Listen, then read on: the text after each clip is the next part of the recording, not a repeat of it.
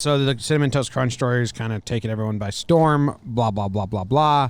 I'm 100% on General Mills' side, and I don't even know. I think, he might be faking it now. So what's the other? So it's Jensen Karp versus General Mills at this point? Those are the sides? Jansen Karp. I love Topanga. I think I've heard him on a couple podcasts, and he's funny and interesting. Very interesting life. But he tweeted out once, what the hell, there's shrimp tails in my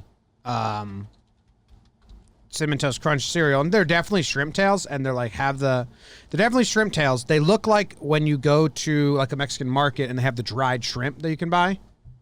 Just had one on a lollipop. Well, that's kind of the shrimp that they look like. So, then Cinnamon Toast Crunch or General Mills responded hey, I'm so sorry. I don't know how this happened. There's no shrimp even by our factory or anything. It couldn't have happened. So they asked him, because they don't want to just accept, sorry, our bad. Right. They're we can't have people thinking that somehow on our watch shrimp gets put in these bags. So they're trying to figure out how it could have got in there if it did. So they asked him to mail the box and the shrimp to them.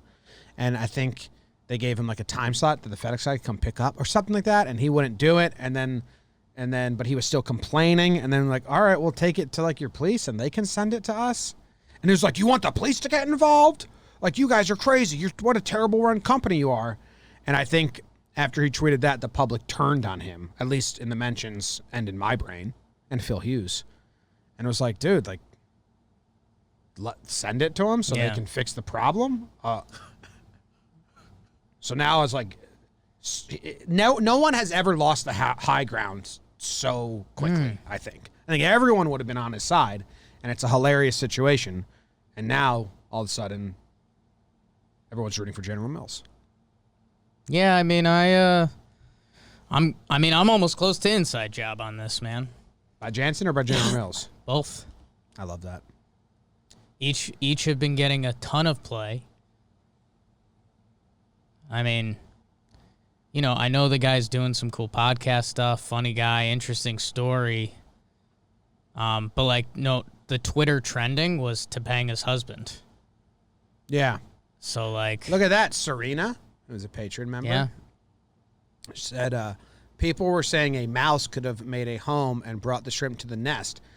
Dude, there's so many ways that it could have gotten into the bag that doesn't mean at the factory they put shrimp in the bag. You know what I mean? So I don't know why he wouldn't It seems instead of him being ha ha, this was so weird. Right. Isn't this wild?